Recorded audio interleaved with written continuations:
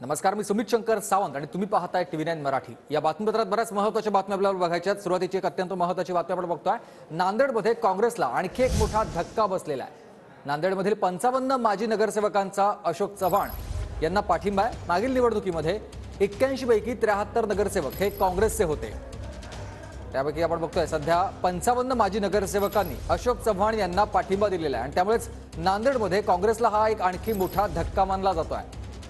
मागच्या निवडणुकीमध्ये 81 पैकी 73 नगरसेवक हे काँग्रेसचे निवडून आले होते आणि त्यातील आता 55 माजी नगरसेवक हे अशोक चव्हाण यांना पाठिंबा देत आहेत।